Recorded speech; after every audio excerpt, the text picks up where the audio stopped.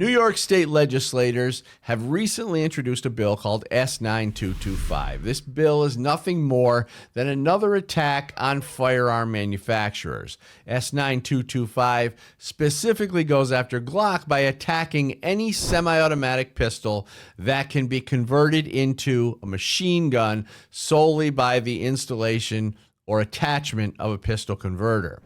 The bill targets Glock because of the Glock switch and the ability of the installation or attachment of a pistol converter. This bill, which is being fought tooth and nail by Gun Owners of America and its members, specifically states that any person who manufactures or causes to be manufactured any rapid-fire modification device is guilty of a Class E felony. This may be an attack specifically designed for Glock, but isn't it interesting how New York State, a state riddled with crime and violence, can acknowledge the high level of crime yet still take no responsibility? So here's an idea. Keep the bad guys in jail. The originally appointed governor, Kathy Hochul, let out 191 criminals from Rikers Island as soon as she was handed the position of governor. New York State is known for being especially lenient on criminals, causing unprecedented violence across the state, and especially in highly populated Democrat-run cities. So apparently, rather than fix the problem the New York State legislature has created, their solution is to attack a firearm manufacturer because the state can't contain and control their criminals, or they choose not to for political purposes.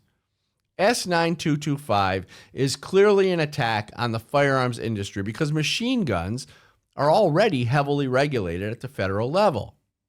Theoretically, there's no reason to attack any manufacturers for manufacturing accessories, unless, of course, it was really the manufacturer that you wanted.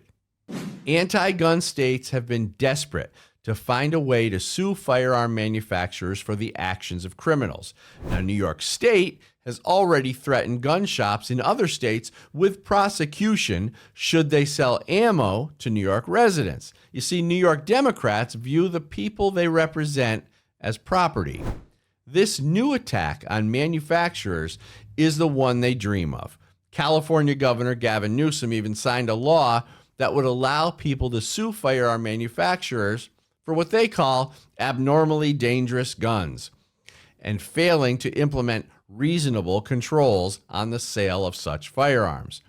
Now, the problem the gun grabbers have is this little thing called the Protection of Lawful Commerce in Arms Act, the PLCAA, which protects manufacturers at the federal level from being responsible for the actions of people in possession of their products. And many use the analogy that General Motors shouldn't be punished for the actions of someone driving their vehicle.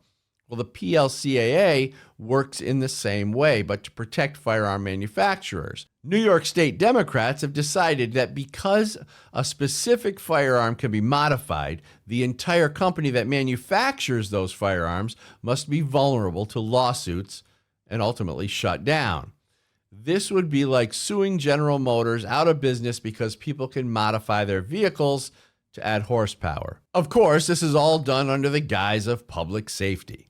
But we can bet that if New York Democrats are allowed to get away with this, they'll only want more, because after seeing the crime and violence they've created, it's clear they don't really care about public safety. New York has done an awful lot to destroy gun ownership in the Empire State. Aside from the unconstitutional SAFE Act, as it's called, the state has restricted magazine capacity, declared practically everywhere a sensitive location. They want to dig into gun owners' social media, although thankfully they were beat back on this point by Gun Owners Foundation in the courts.